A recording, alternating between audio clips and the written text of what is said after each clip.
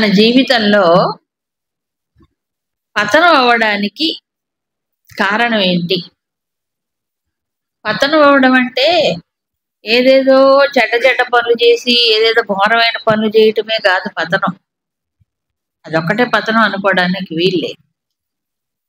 మరి ఏమిటి అంటే ఆలోచనారహితంగా, విచక్షణారహితంగా నా బుద్ధిని కోల్పోయి చేసే పని ఏదైనా పతనం. అంటే అటువైపు దారి తీస్తుంది. ఏది? పతనావస్థకు దారి తీస్తుంది. ఇది కోల్పోవడమే ముఖ్యమైనటువంటి పని. ఈ బుద్ధి మానవుడికి భగవంతుడు ఇచ్చిన ప్రత్యేకమైన ఒక విశేషమైన పరికరం, ఇన్స్ట్రుమెంట్ బుద్ధి. అది మానవుడికే ఉంది. ఏది? వివేకము కానీ విచక్షణ. దాన్ని చక్కగా వాడుకోమని ఇచ్చాడు దేవుడు. మరి వాడుకోవాలిగా. వాడుకోవటం తెలియపోతే ఏమైపోతాడో ఇప్పుడు చెప్తున్నాడు. ఆ బుద్ధిని సరిగ్గా వాడుకోకపోతే ఏమవుతాడు? ఎందుకు వాడుకోలేడు? కారణం ఏమిటి? మామూలుగా ఎవరు అంటారు, ఏంటంటే నాకు పుట్టినప్పటి నుంచి ఇంత ఈ బుద్ధి సరిగ్గా పనిచేయదండి అంటారు. ఏమన్నంటే మాటికి ఎక్కడైతే రిపేర్ చేయలేమో దాన్ని చూపిస్తాడు. ఇప్పుడు శరీరం అంటే అది భౌతికమైనటువంటి పదార్థంతో చేయబడింది కాబట్టి దాన్ని ఏం చేయలేము. ఎట్లా పుడితే అట్లాగే ఉంటాడు. ఇప్పుడు అది కూడా ప్లాస్టిక్ సర్జరీలు అవి ఇవి ఏంటంటో చేసుకుంటున్నారు కదా, వాటికైతే అన్ని చేసుకుంటారు. మరి ఈ బుద్ధ దీన్ని కొంచెం చేసుకోవాలి, ట్రైనింగ్ ఇవ్వాలి కదా. ఇప్పుడు ఆరోగ్యం కోసం ఎన్ని కసరత్తులు చేస్తున్నారు, రోడ్డు మీద పరుగులు పెడుతున్నారు, లేకపోతే అవునా కాదా, యోగాలు అవి ఇవి ఎన్నెన్నో చేయట్లేదా? శరీరం కోసం ఎన్ని చేయట్లేదు మనిషి, చేస్తున్నాడు. ఎక్సర్సైజులు అంటారు, యోగా అంటారు, మందులు అంటారు, మాకులు అంటారు, ఫిజియోథెరపీ అంటారు. దేనికోసం? మరి ఆరోగ్యం కోసం అండి. చెయ్యొద్దు, చెయ్యాలి, మంచిదే. మరి ఇది కూడా కావాలి కదా కాస్త. ఇది శరీరం బాగుంటే అసలు ఇది బుద్ధి బాగుంటే ఇది కూడా కంట్రోల్లోకి వచ్చేస్తుంది. ఇది కావాలి అనే సంగతి మర్చిపోతున్నాడు ఇటు మానవుడు. అది భగవద్గీత చెప్పేదంతా మెయిన్ అదే, దానికోసమే చెప్తా. అవునా? సో ఎందుకు బుద్ధి సరిగ్గా పనిచేయదు? బుద్ధి ఎందుకు మాటికి పతనం అవుతుంది? మొట్టమొదటిది ఏమిటి? విషయాన్ ధ్యాయతః. విషయాలను ధ్యానిస్తాడు మనిషి. ఎప్పుడైతే విషయాలను ధ్యానిస్తాడో అప్పుడు విషయాల యందు సంగం అంటే అతుక్కుపోవడం, తగులుకోవటం, వదులుకోలేకపోవడం. ఎప్పుడైనా ఒకటి మనం గమనించాలి, వస్తువు కానీ, వ్యక్తి కానీ, మరొకటి కానీ మన శరీరానితో ఎప్పుడు తగులుకోదు. మనం పట్టుకుంటే ఎంతసేపు పట్టుకుంటాం, ఎంత ఇష్టమైన కాసేపు తర్వాత వదిలేస్తాం. చేతులతో కాళ్ళతో దీంతో పట్టుకునేది ఎక్కడ? మనసుతో పట్టుకుంటాం. ఊరికే పట్టుకొని వదిలేస్తే పర్వాలేదు, తగులుకుంటుంది. అవునా? సంఘం అంటే ఏంటి?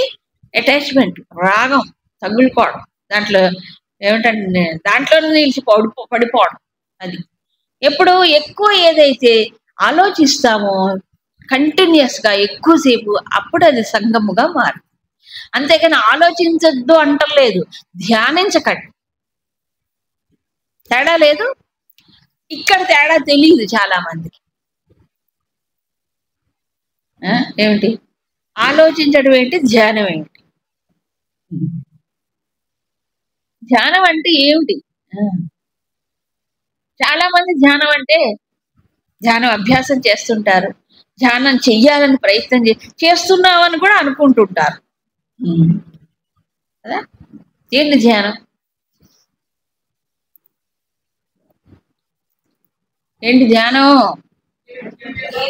ఏదో ఒక విషయం పైన మనస్సు నిలిపితే అది ధ్యానం.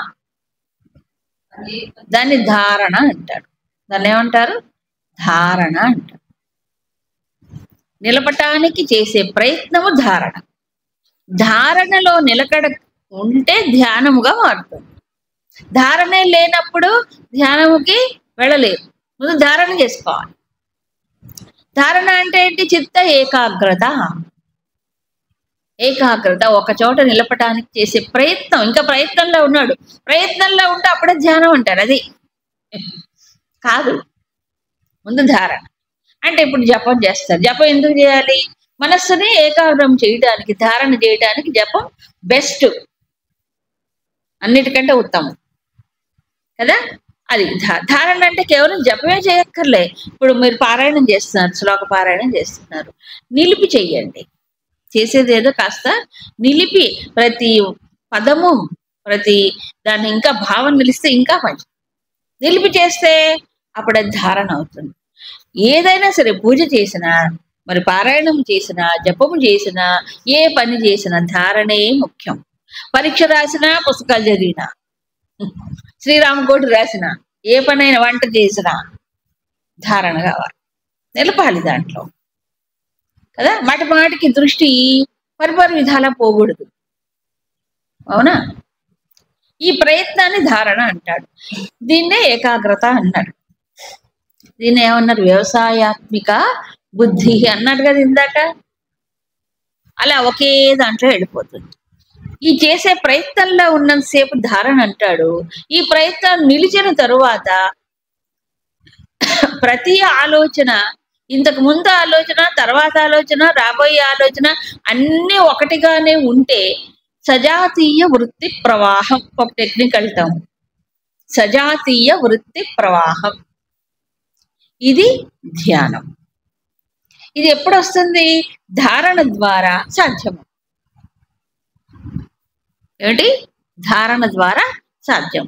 సజాతీయ వృత్తి ప్రవాహం అంటే ఏమిటో భయపడక్కర్లే, ఏమి లేదు. వృత్తి అంటే ఆలోచన, వృత్తి ప్రవాహం అంటే ఆలోచన ఏమవుతుంది? మామూలుగా రకరకాల ఆలోచనలు వస్తాయి. అలా రకరకాలు కాకుండా 1, 2, 3 అన్ని ఆలోచనలు ఒకటిగానే ఉండడం. ఇప్పుడు కానీ 1 నిమిషం తర్వాత, 2 నిమిషాల తర్వాత ఎప్పుడు కూడా ఈ ఆలోచన ఒకటిగానే ఉంటే, ఏకమై ఉంటే సజాతి, ఒకటే జాతికి చెందిన ఆలోచనలు ఒక ప్రవాహంగా వెళ్ళిపోవడం. ఇది ధ్యానం. ఇది ఎప్పుడు వస్తుంది చెప్పండి? ఎప్పుడు వస్తుంది? ధారణ వల్ల ధ్యానం. అంతేగా. ధారణలో ప్రయత్నం చేస్తున్నాడు, ఒక ఆలోచన, ఓం నమ శివాయ, ఓం నమ శివాయ, మధ్యలో ఎక్కడికోపోయింది, మళ్ళీ తీసుకొచ్చి ఓం నమ శివాయ, మళ్ళీ నమ శివాయ, మళ్ళీ కాసేపు అయిన తర్వాత మళ్ళీ అడిపోతుంది. పోతుంది. పోయినప్పుడల్లా జాగరూకతతో ఉండి తీసుకొచ్చి మళ్ళీ నమ శివాయ. ఈ ప్రయత్నం ధారణ అంటారు. ఇది ధ్యానం కాదు, ఇది ధ్యానం కాదు. ఈ ప్రయత్నం చేయగా చేయగా కొన్నాళ్ళకి అభ్యాసం ద్వారా ఏం జరుగుతుంది? ఈ పోవడం తగ్గి నిలవటం పెరుగుతుంది. అంతే కదా. కొన్నాళ్ళకి చేయగా చేయగా. అది మెకానికల్ గా చేస్తే కాదు, యాంత్రికంగా చేస్తే అవ్వదు. ఎప్పుడు దృష్టి నిలిపి చేస్తేనే అభ్యాసంలో ముందుకెళ్తారు. తర్వాత ఏమైంది? ఇది కొన్నాళ్ళకి చాలా చేయగా చేయగా ఏమవుతుంది? అదే నమ శివాయ కంటిన్యూస్ గా జరుగుతుంది. ఇది నామము పైన, మంత్రము పైన ధారణ చేయటం. ఈ ధారణలో కూడా రకరకాలు ఉన్నాయి. మళ్ళీ రూపం పైన ధారణ చేయొచ్చు, నామం పైన ధారణ చేయొచ్చు, మంత్రం పైన చెయ్యొచ్చు, ఒక కాన్సెప్ట్ పైన చెయ్యొచ్చు. అంతేగాని ఇప్పుడు ఆత్మ, ఆత్మతత్వం, ఉపనిషత్ మంత్రాలు ఉన్నాయి, వాటిపైన కూడా ధారణ చేయొచ్చు. ఇలా చేసిన తర్వాత సాధించింది ఏమిటి? సాధించేది ధ్యానం. ఇది సహజంగా ధారణ నుంచి రావాలి, ఈ స్థితి రావాలి, దాంట్లోకి వెళ్ళాలి, ప్రవేశించాలి. సో ఇప్పుడు ధ్యానంలో ముక్కుడు మూలు కూడా ఉండదు. ముక్కుడు మూడుగులు అంటే మళ్ళీ పోవటం, బలవంతంగా తీసుకురావటం, మళ్ళీ పోవటం, మళ్ళీ తీసుకురావటం, ఇది ఉండదు. ఇక ఎందుకు? అలవాటైంది కదా దానికి, అదే వెళ్ళిపోతుంది. దీంట్లో కూడా చిన్న చిన్న కదలికలు ఉంటే ఉండొచ్చు కదా. కాబట్టి సహజంగా హాయిగా వెళ్ళిపోవాలి. అందుకే ఈ తర్వాత అధ్యాయాల్లో ఇవన్నీ క్లియర్ గా వస్తాయి. సో ధ్యానంలో నిలవడానికి శిక్షణ చాలా ఇవ్వాలి. దేనికి ఇవ్వాలి? ఇవి ఉన్నాయి కదా, మనస్సు, బుద్ధి, ఈ రెండు, ఎడమొహం పెడమొహం తెలుసు కదా. ఇట్లా ఉంటాయి ఈ రెండు. ఇట్లా చూసుకో అంటే ఇప్పుడు మనసు చూపించింది బుద్ధి ఒప్పుకోదు, బుద్ధి చెప్పేది మనసు ఒప్పుకోదు. మామూలుగా జరిగేవి టగ్ ఆఫ్ వార్ ఉంటూనే ఉంటుంది. ఈ రెండింటిని ఒకటే ఛానల్లోకి తీసుకురావాలి. ఆ ప్రయత్నం అనేది అత్యంత సూక్ష్మమైనటువంటి విషయం. విచిత్రం ఏంటంటే ఇదే ధ్యానం విషయాలు ఎంత ఈజీగా చేసేస్తాడు మనిషి. ఎందుకు? కొన్ని జన్మల అభ్యాసం. ఏ అభ్యాసం? విషయాల మీద ఆలోచించడం అనేది అతి సహజంగా ఉంటుంది మనిషికి. ఎందుకు? తనకి ఇష్టమైంది బా ఎంతసేపు అయినా దాని గురించి ఆలోచిస్తాడు. అవునా కాదా? ఇష్టం కాబట్టి. మరి భగవంతుడు అంటే అంత ఇష్టం లేదు, ఇంకెందుకు ఉన్నమాట చెప్పుకోవాలిగా. ఇంతే ప్రీతి, ఇంతే ఇష్టం, ఇంతే డెడికేషన్ భగవంతుడి పైన ఉంటే అది కూడా ధ్యానంగా మారుతుంది. కానీ విషయాల పైన అనురక్తి, అనురాగం ఇంకా నానా తప్పయ్యారు. ఇది అలవాటైనటువంటి జీవుడికి విషయాల్ని ధ్యానించాలంటే ఆటోమేటిక్ సహజంగా వెళ్ళిపోతుంది మైండ్. అదే తప్పు. ఎంతసేపు అయినా ఆలోచిస్తాడు, బోర్ పట్టదు చూడండి. అవునా కాదా? పొద్దున్నీ సాయంత్రం దాకా రోజులో ఒక్కసారి మైండ్ ఎడిపోతుందో బాగా పరిశీలించుకుంటే ఎంతసేపు విషయాల్లోకి పరిగెడుతుంది. పరిగెట్టే దానికి ఏమైనా చాలా అనిపిస్తుందా? పరిగెడుతూనే ఉంటుంది విషయాల్లో. తనకు ఇష్టమైన వాళ్ళ గురించి ఆలోచించమనండి.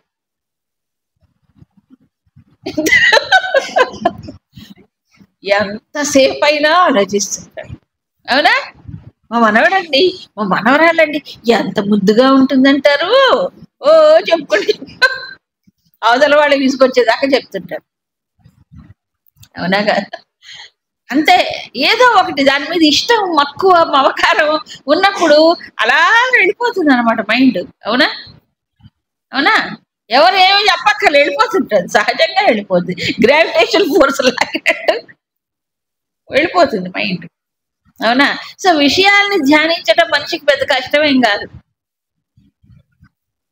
ఎప్పుడు తనకి ఇష్టమైతే. టీవీ చూస్తున్నాడండి, సీరియల్, ఆ పేర్లు కూడా నాకు ఒక్కటి తెలియదు.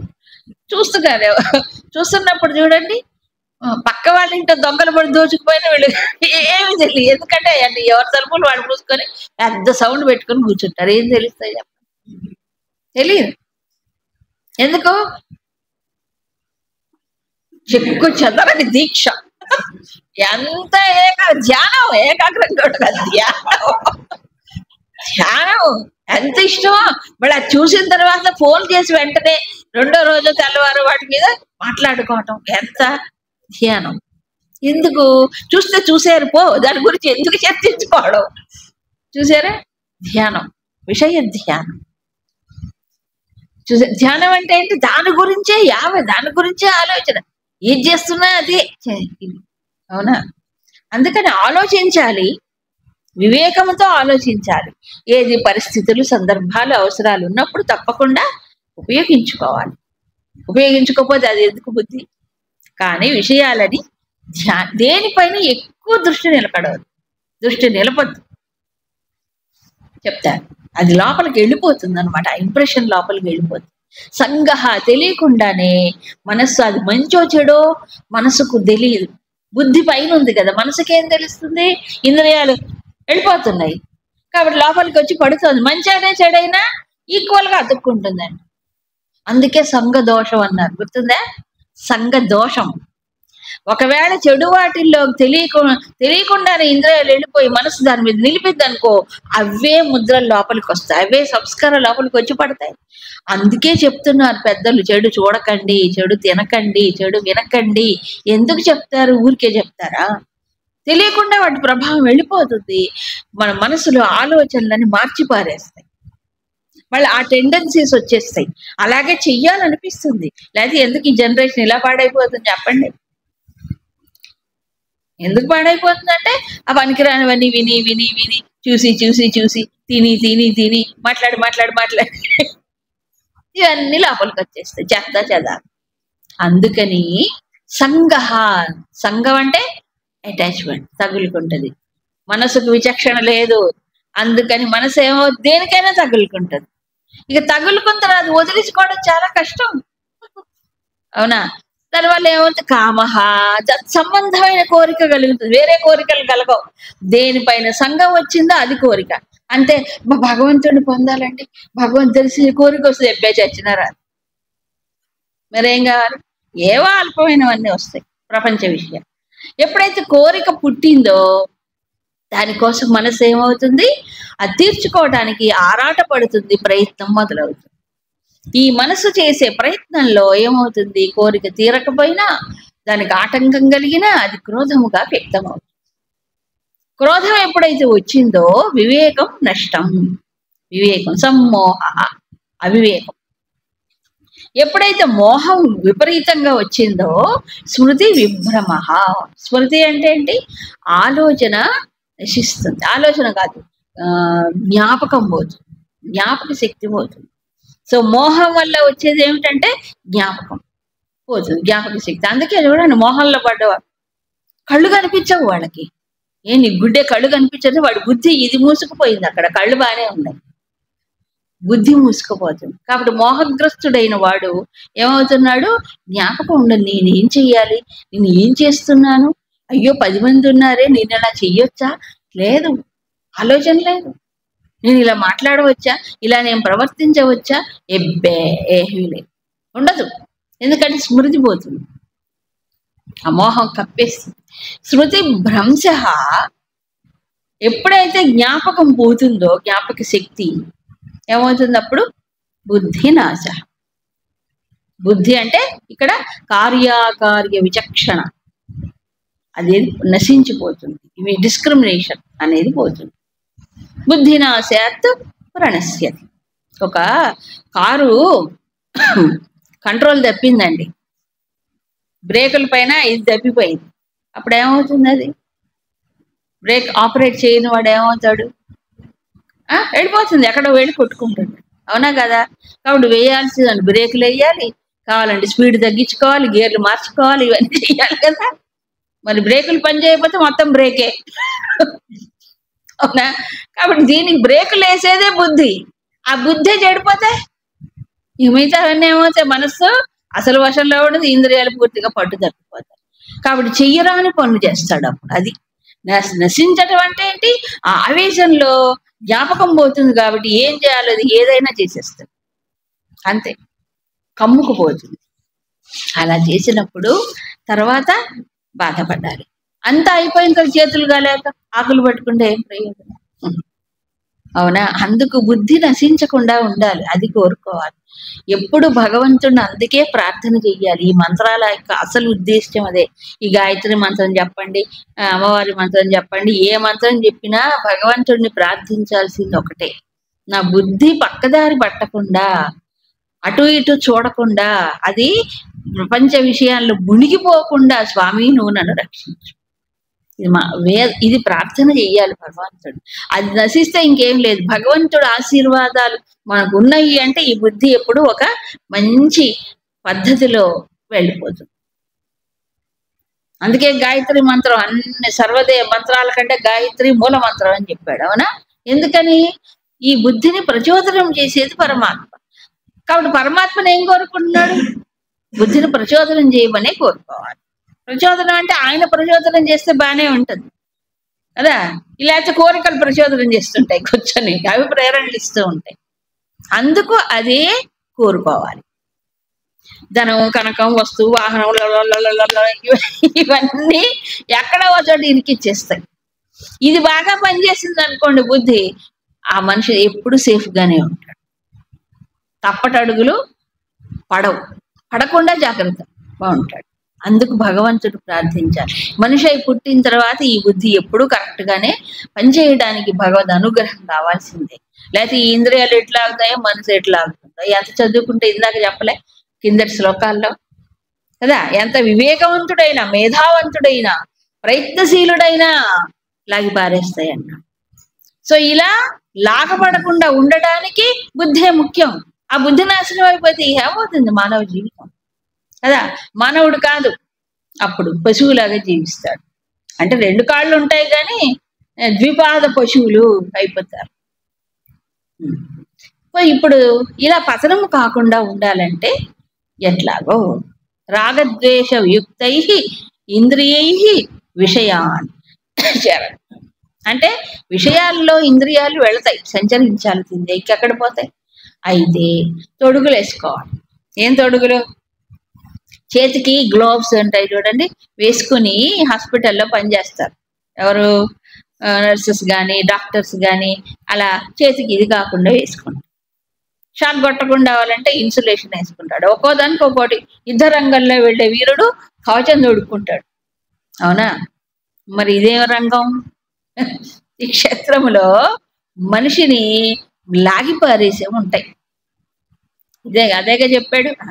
అప్పుడు ఏం చేయాలి? లాగబడకుండా ఉండడానికి ఇన్సులేట్ చేసుకోవాలి. ఇన్సులేషన్ ఎలాగూ? రాగద్వేష వియుక్తై విషయాలు. ఇది ఎందుకు చెప్తున్నాడంటే భగవంతుడు ఈ రెండు పవర్ఫుల్ ఫోర్సెస్ ఏమిటి? ఆకర్షణ, వికర్షణ. రాగం అంటే ఆకర్షణ, పడిపోతాడు. కాబట్టి ఆకర్షణ అయినా లాగుతుంది, వికర్షణ అయినా వెనక్కి లాగుతుంది. వెనక్కి పోవటం వికర్షణ, ముందుకెళ్ళి పడిపోవటం ఆకర్షణ. రెండిటి వల్ల మనస్సు ఏమవుతుంది? ఇంద్రియాలు కానీ మనస్సు విషయాల్లోకి వెళ్ళిపోతుంది. విషయాల నుంచి వెనక్కి వెళ్ళిపోవటం కానీ విషయాల వైపు పరిగెత్తడం కానీ ఈ రెండు ప్రయాసే. దీంట్లో ఏముంది? ఆయాసం ఉంది, ప్రయాసం. శక్తి వృధా అయిపోతుంది. మరి ఏం చేయాలి? ఏం చేయాలా? ఈ రెండిటికి గురి కాకుండా అదే సమతుల్యత. ఇప్పుడు అవసరం వేరు, ఇచ్ఛ వేరు. అవసరం వేరు, ఇచ్ఛ వేరు. ఇచ్ఛ అంటే ఏంటి? నా ఇష్టం, నా కోరిక, కాబట్టి అది నాకు కావాలి. నాకు కావాలి కాబట్టి ఎట్లాగొట్లకు నేను సాధించుకోవాలి. దీనివల్ల పాడైపోతుందిగా. అది అవసరం అయినప్పుడు నువ్వు అటు చూడు, ఆ కావాల్సినంతసేపు అవసరమైనంతసేపు ఇంద్రియాలు ప్రవర్తించవచ్చు. కానీ అవసరం వేరు, కోరిక వేరు, రెండు ఒకటే. కానీ మనసుకి తెలియక ఏమవుతుంది? కోరికని అవసరంగా మార్చేసుకొని చూస్తుంది అది. అబ్బో భలే మోసం, రొంబ మోసం. మనసు చేసే నాటకం, ఆడే నాటకం. ఇప్పుడు శరీరానికి ఆహారం అవసరమా లేదా? లేదు, ప్రాణం ఉండదు కదా. ఆహారం అవసరమే, అది కూడా ఆరోగ్యకరమైతే తీసుకోవాలి. మళ్ళీ ఏది పడితే అది తినకూడదుగా. ఇప్పుడు పానీపూరి తినకపోతే కొంపలే మునిగిపోవు. పిజ్జాలు బర్గర్లు తినకపోతే ఏమి కాదు. అవునా కదా? ఆహారం దేనికోసం తినాలి? ఆరోగ్యం కోసం తినాలి. ఇప్పుడు అది లేదు, ఏ డిస్క్రిమినేషన్ లేదు. కొట్టు కొట్టు, ఆర్డర్ అండ్ గెట్. ఎక్కడ పడితే నువ్వు ఎక్కడున్నా ప్రపంచంలో తెచ్చిస్తాడు వాడు నీకు ప్యాకేజ్.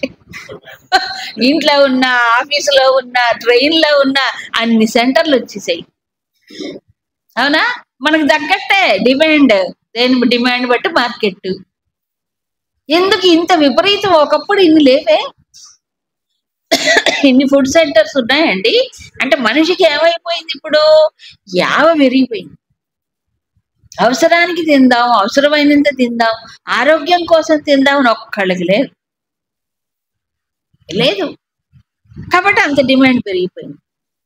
ఒకవేళ మనిషి కనుక ఆరోగ్యం కోసమే నేను తింటాను అని కానీ నిర్ణయిస్తే మొత్తం వ్యాపారాలు అయితే అయిపోతాయి, మొత్తం దివాలా. కానీ కాదు, వాళ్ళకి పెరగాలి వ్యాపారాలు, తిని చావండి మీరు. ఊరికే ఒక్క ఎగ్జాంపుల్ నేను చెప్తున్నా. కాబట్టి ఏమిటి? రాగం. రాగం పూర్వం నాకు తెలిసండి, ఏదో ఒకసారి పండగ పబ్బం వస్తే, అవునా, విశేషమైన పండగ పబ్బాలు వస్తే ఏదో స్పెషల్స్, స్వీటో హాటో పెద్ద చేసుకొని పెట్టుకొని తినే. ఇప్పుడు అట్లా కాదు కదా. అవునా? Demand demand demand demand. ఎవరు డిమాండ్? ఎవరు డిమాండ్? మనస్సు, ఇంద్రియాలే డిమాండ్. ఇక ఒకటి. రెండోది రాగం అంటే ఇష్టం, కాబట్టి దాని వెంట. ఇంకొకటి రివర్స్, ఇంకొకటి ద్వేషం. ఇది మనస్సులో వచ్చి అంటే వికర్షణ. నాకు ఇష్టం లేకపోతే నేను చేయను. కొన్ని ఇష్టం చల్లగుండా అక్కడ అవసరం. ఇష్టానిష్టాల ప్రసక్తితో వ్యవహరిస్తే అవసరమైన పనులు ఎవరు చేస్తాడు? నీకు ఇష్టం లేదు కాదు, అక్కడ అవసరమైంది చెయ్యి అంతే. అప్పుడు అవసరమైనప్పుడు చేయాల్సిందే, ఇష్టం కాదు కదా. అవునా? అది చూసుకోవాలి. అయితే మనస్సులో ఎప్పుడు, అందుకే ఇది మేల్కోవాలి. ఎప్పుడు టిక్కు పెట్టుకోవాలట. ఏం tick? Need demand. Need demand.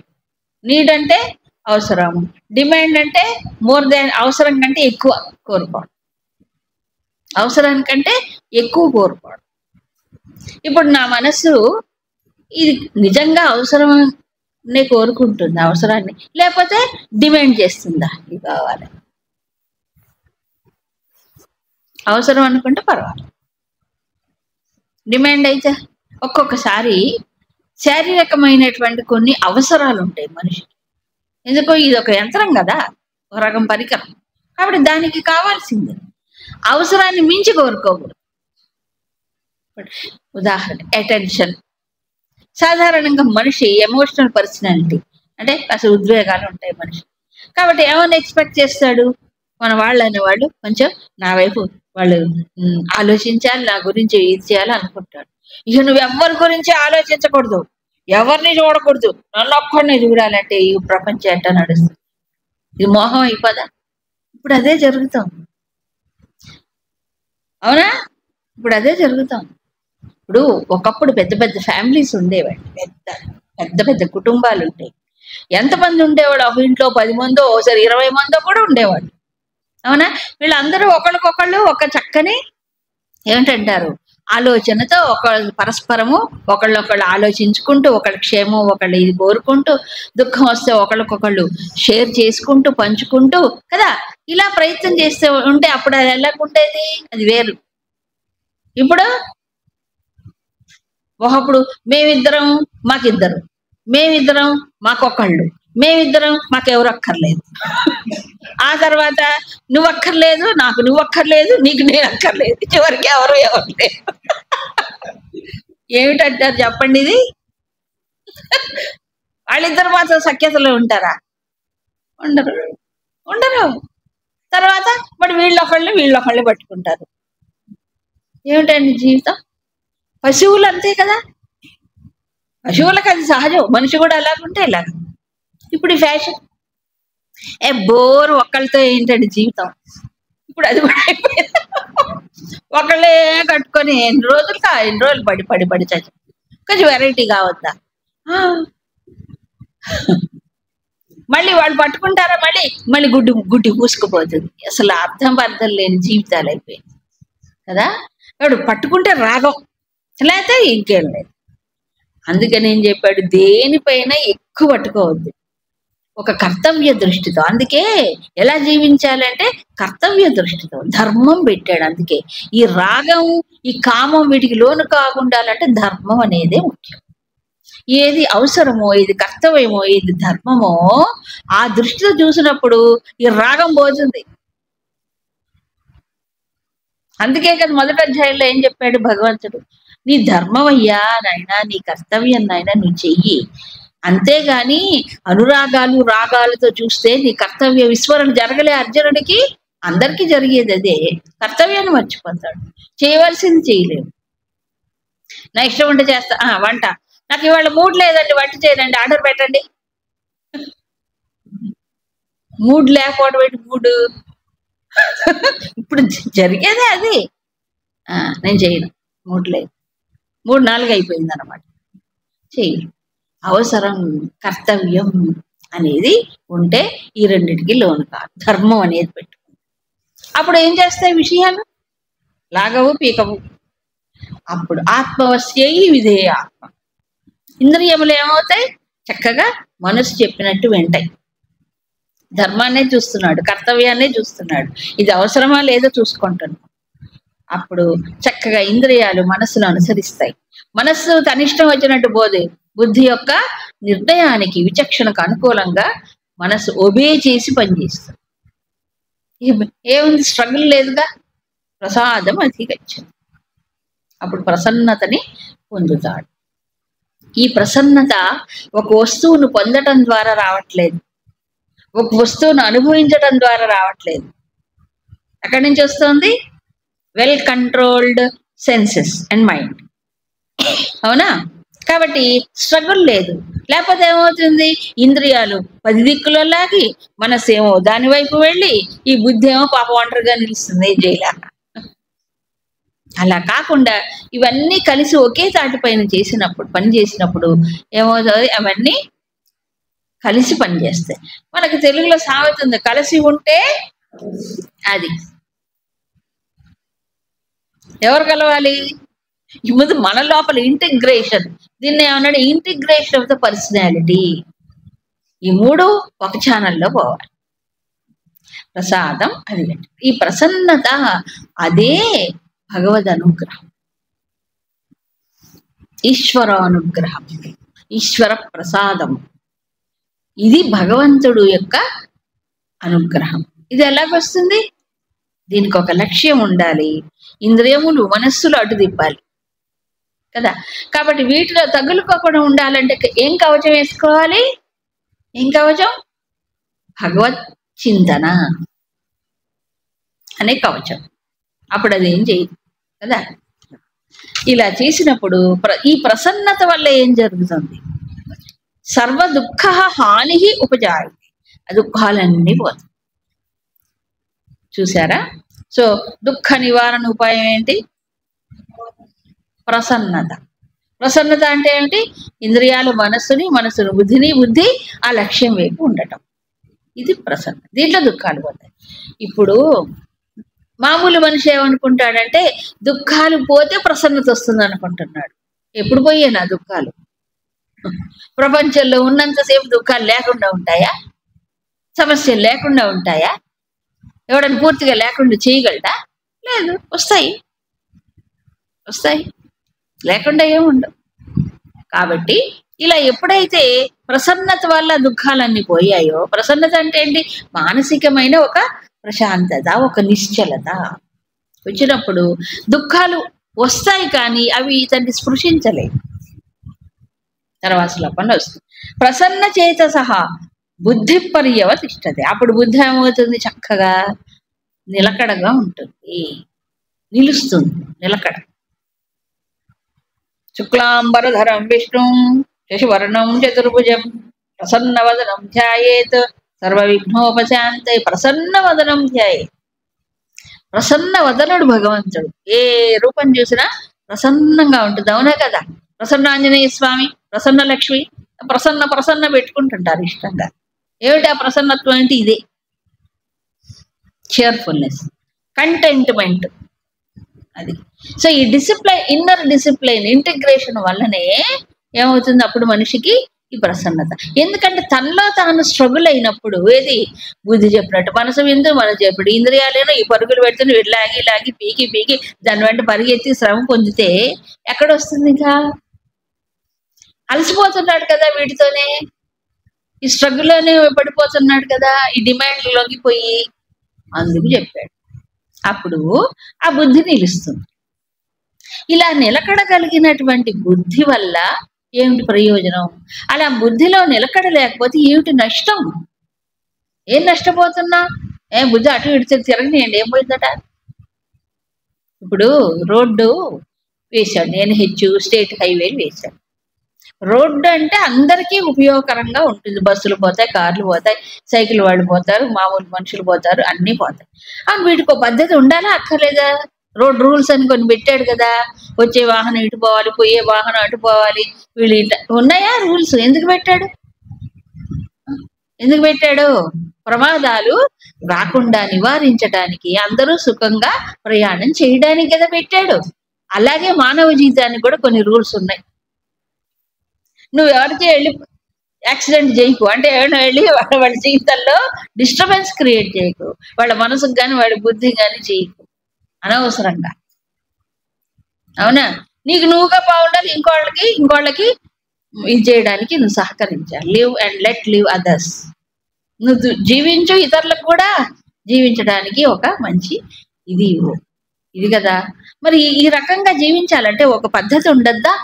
పశువుల్లాగా ఎలా ఉంటే అలా డిసిప్లిన్ లేకుండా. ఇప్పుడు డిసిప్లిన్ అంటే ఇష్టమే ఉండదండి ఎవ్వరికి. పిల్లలు అలర్ట్ చేస్తుంటే ఏమనుకో టీచరు, పిల్లలు ఆడుకోకపోతే అల్లరి చెబితే ఎవరు చేస్తారండి? ఇంకా టీచర్ ఎందుకు మరి అట్లయితే? ఎందుకో? అవునా? అట్లాగే మనసు, ఈ ఇంద్రియాలు అల్లరి చేస్తూనే ఉంటాయి, డిమాండ్ చేస్తూనే ఉంటాయి, గోల చేస్తాయి, ఏడుస్తాయి. కాబట్టి వాటిని ఏం చేయాలి? ఒక పద్ధతిలోకి తీసుకోవాలి. బుద్ధి నిలకడగా రావాలంటే ఇంత ప్రయత్నం కావాలి. ఈ ప్రయత్నం ఎప్పుడండి? వారానికి ఒకసారి చేసేదా? వారానికి ఒకసారి చేద్దామా ఈ ప్రయత్నం? ఏకాదశి చేద్దామా? అప్పుడప్పుడైతే పర్వాలేదులేండి. 24 hours మనం మెలకువగా ఉన్నంతసేపు ఈ ప్రయత్నం. అవునా కాదా? అవునా? కాబట్టి హిందువులకి సాధన అంటే ఏమిటి? నిద్రపోయినప్పుడు తప్ప మెలకువగా ఉన్నంతసేపు వీటిని వాచ్ చెయ్యాలి. వీటిని ఈ ఇంద్రియాలు, ఈ మనస్సు, అవునా, ఈ బుద్ధి పరిధిలోకి, వశంలోకి తీసుకురావాలి. ఈ బుద్ధిని కూడా మళ్ళీ ఇంకో దానికి కట్టి పారేయాలి, సరెండర్ చెయ్యాలి. ఈ ఇంత ఎప్పుడూ జరుగుతూనే ఉండాలి. అవునా? కాబట్టి ఇది ఎప్పుడూ నిత్యము జరగవలసి. ఈ బుద్ధి కనుక నిలకడ లేకపోతే, తాత్వికమైన దృష్టి అసలే లేకపోతే ఆ జీవితం ఎలాగుంటుంది చెప్తున్నాడు. నాస్తి బుద్ధిరయుక్తస్య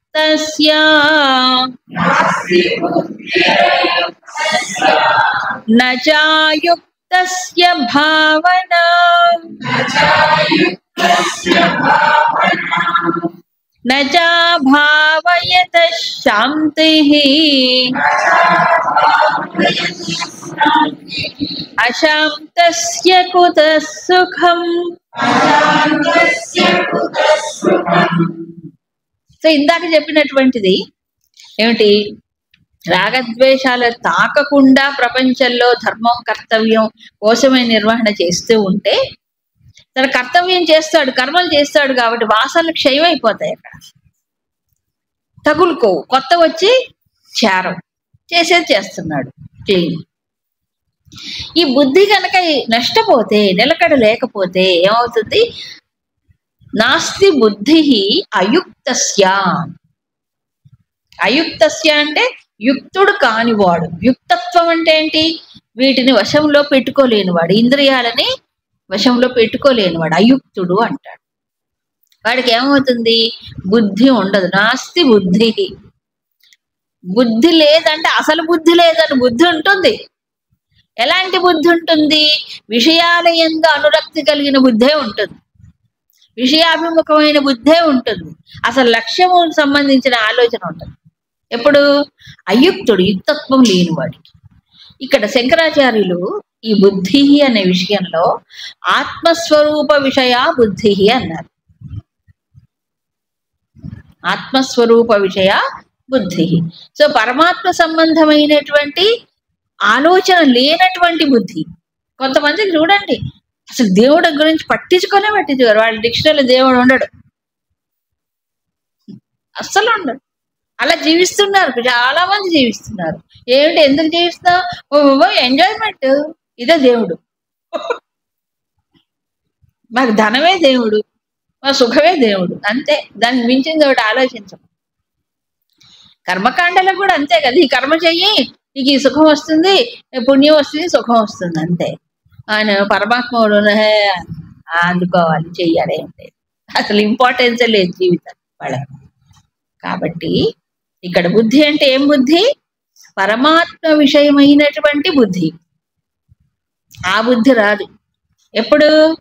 యుక్తుడు కానివాడు. ఎప్పుడు ఇంద్రియాలు పరిగెడుతూ ఉంటే, విషయాల్లోకి వెళ్ళి పడుతుంటే, మనసు డిమాండ్ చేస్తుంటే ఇంకా అటు తిరిగేది ఎప్పుడు, చూసేది అది ఉండదు. తర్వాత అయుక్తస్య భావన. ఈ యుక్తత్వం ఏది? ఇంద్రియాలు, మనసు, విషయాలు తన కంట్రోల్లో తప్పినటువంటి వాడికి భావన కూడా నిలవదు. భావన ఏమిటి? భావన ముందు బుద్ధిలో ఆత్మస్వరూప విషయం గురించిన కొంత జ్ఞానం ఉండాలి. భావన ఏంటి? ఈ జ్ఞానము కంటే ఎక్కువైంది భావన. మీరు వివేక చూడమని చదవండి, నిజంగా శంకరులే.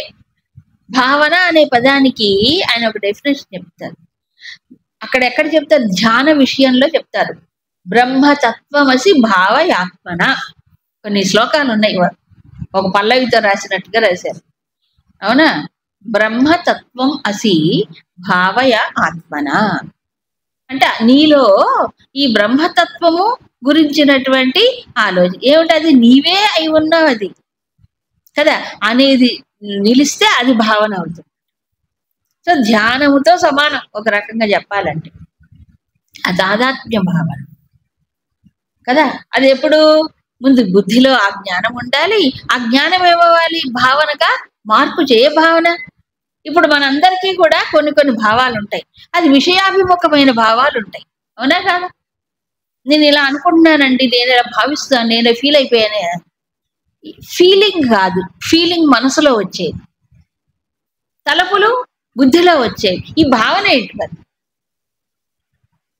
దీన్ని గురుదేవులు చక్కగా ఎక్స్ప్లెయిన్ చేస్తారు. ఈ భావన అనేటువంటిది ఎలాగొస్తుంది, హృదయంలో నుంచి రావాలి. ఎలాంటి హృదయంలో నుంచి వస్తుంది ఆ భావన అంటే, ఈ మనస్సు బుద్ధి ఒకే విషయానికి అంకితమైనప్పుడు అప్పుడు భావన అనేది పుడుతుంది. అప్పటిదాకా అది భావన కాదు, ఒక ఉద్రేకమో ఒక ఉద్విగ్నతో లేకపోతే కేవలం ఒక ఆలోచనగానే ఉంటుంది. హృదయంలో నుంచి పుడుతుంది భావన. హృదయం ఎక్కడి నుంచి వస్తుంది? అదేంటండి హృదయం అంటే? హృదయం ఏంటి? మనం మాట్లాడతాం హృదయం హృదయం అంటుంటాం. నీ హృదయం లేదా అంటుంటాం, అనవా? హృదయం లేదా అంటే ఏంటి? నీకు సాఫ్ట్నెస్ లేదా, నువ్వు కఠినమైన చిత్తమా అంటావు. హృదయం అనేది దీనికి కూడా వివేక చూడమణిలోనే భావన అన్నదానికి గురుదేవుల వ్యాఖ్యానం చూడండి. Amalgamation of the mind and intellect అంటే మనస్సు బుద్ధి రెండు కలిసిపోయి అది హృదయంగా మారుతుంది. అంటే మనస్సులో ఉండేటువంటి ఒక ప్రేమమో ఒక ఇష్టమో, బుద్ధిలో ఉండేటువంటి ఒక ఆలోచన ఒక తలపు ఒక ఏమిటంటే అన్వేషణ పరిశోధన పరిశీలన బుద్ధిలో ఉంటాయి. ఈ రెండు కలిసినప్పుడు భావన, రెండు ఒకటవ్వాలి. ఏది? మనస్సు బుద్ధి. మామూలు మానవుడికి మనసు వైపు బుద్ధి వైపు పనిచేస్తుంది. రెండు కంపార్ట్మెంట్స్ గా ఉంటాయి. ఇది రైల్వే కంపార్ట్మెంట్స్ లాగా ఉండకూడదు. రెండు ఏమవ్వాలి? ఒకటైపోవాలి. అంటే రెండు ఒకదానికి అంకితం చేస్తే జరుగుతుంది. ఈ పర్టికులర్ పాయింట్ మనకి 12వ అధ్యాయంలో చాలా స్పష్టంగా చెప్తాడు భగవంతుడు. మనసు నాలో నిలుపు, బుద్ధి కూడా నా యందే నిలుపు అంటాడు. ఎందుకు చెప్పాడు ఏమిటి? ఈ రెండు ఇలా ఉంటాయి మామూలుగా, ఇది ఒకటి చెప్తే ఇది ఒకటి చెప్తుంటాడు. చీలిక ఉంటుంది రెండింటి మధ్యలో. దీన్నే సబ్జెక్టివ్ ఆబ్జెక్టివ్ మైండ్స్ అంటారు కదా. ఆబ్జెక్టివ్ మైండ్ అంటే మనస్సు విషయాభిముఖ ఇంద్రియాలు వెంటబడేది, ఎప్పుడు అటే చూస్తుంది. సబ్జెక్టివ్ మైండ్ అంటే కొంచెం లోపల ఆలోచించి అన్వేషణ చేస్తుంది. ఈ రెండు మధ్యలో గ్యాప్ ఉంటుంది. రెండింటి మధ్యలో ఎందుకు గ్యాప్ ఉంటుంది తెలుసా? ఈ వాసనల యొక్క ప్రభావము చేత లోపల ఏమవుతాయి, సంగము కోరికలు ఇవన్నీ పుట్టడం చేత రెండింటి మధ్యలో గ్యాప్ వస్తుంది, చీలిక. అప్పుడు యుక్తుడు కాడు, అప్పుడు భావనే లేదు కదా. కాబట్టి ముందు ఏం చేయాలి? యుక్తత్వం, మోడరేషన్, అన్ని విషయాల్లో ఓ సమతుల్యత, బ్యాలెన్స్. ఎంత తినాలి? అవసరమైనంత తిను. అది ప్లేట్లో ఉందని నువ్వు తినక్కర్లే, నోట్లో వేసుకోక్కర్లే. ఎంతవరకు చూడాలి? అవసరమైనంత వరకు చూడు. ఎంతవరకు సంబంధం పెట్టుకోవాలి అంతవరకే. అనవసరంగా ఎటు దూరకు పట్టుకోకు, ముట్టుకోకు, చుట్టుకుంటాయి, అవునా? అందుకని యుక్తత్వం అనేది ఎప్పుడూ కావాల్సిందే. అప్పుడే బుద్ధి నిలుస్తుంది. ఏది? పరమాత్మ వైపు నిలవాలంటే, ఆ సంబంధమైన ఆలోచనలు రావాలంటే ఈ యుక్తత్వం. అప్పుడు భావన కూడా నిలుస్తుంది.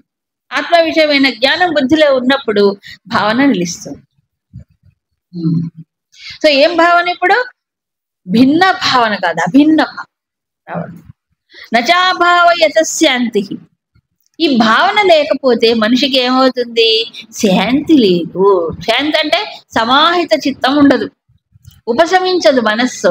ఎప్పుడు కల్లోలం కల్లోలం, కల్లోల తరంగాలు ఎలా ఉంటాయో సముద్రంలో ఒడ్డులో ఆ రకంగా ఉంటుంది కల్లోలం. అప్పుడు శాంతి లేనప్పుడు కుతసుఖం అశాంతస్య సుఖం కుతః. శాంతి లేని వాడికి సుఖం ఎక్కడుంది అని అర్జునుడిని అర్జునుడిని కాదు, మన అడుగుతున్నాడు భగవంతుడు. ఇప్పుడు ప్రశ్నిస్తున్నాడా, సమాధానం చెప్తున్నాడా? ప్రశ్నించటం ద్వారా సందేశం ఇస్తున్నాడు. కాబట్టి ఇప్పుడు రివర్స్ లో రండి. శాంతి లేని వాడికి సుఖం లేదు కదా. సుఖం రావాలంటే ఏముండాలి? శాంతి ఉండాలి. ఎక్కడ శాంతి? ఎక్కడ శాంతి? లోపల. ఎప్పుడు వస్తుంది అది? భావనతో వస్తుంది. ఏం భావన? ఏం భావన? పరమాత్మ సంబంధమైన భావన. అది రావాలంటే బుద్ధిలో ఆ జ్ఞానం నిలకడ ఉండాలి.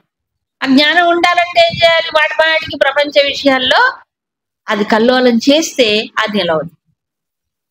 కాసేపైనా దృష్టి పరమాత్మలో నిలిపినప్పుడు పొందే శక్తి గాని, ఆనందం గాని, శాంతి గాని కోట్లు కోట్లు వచ్చినా మీద పడ్డా రాదు. దేనికి తూచలేము దేనికి కదా. అక్కడ సుఖం ఉంది. అడ్రస్ ఎక్కడుంది ఇప్పుడు సుఖానికి? Care of address, care of పరమాత్మ. ఎప్పుడు పరమాత్మ సుఖ స్వరూపుడే. మన మనసు దాంట్లో నిలిచినప్పుడు కదా చెప్పా. అలా కాకపోతే ఏం జరుగుతుంది? అది కూడా చెప్పాలిగా. మళ్ళీ ఇందాక చెప్పాడు కానీ మళ్ళీ ఒక్కసారి గుర్తు చేస్తున్నాడు.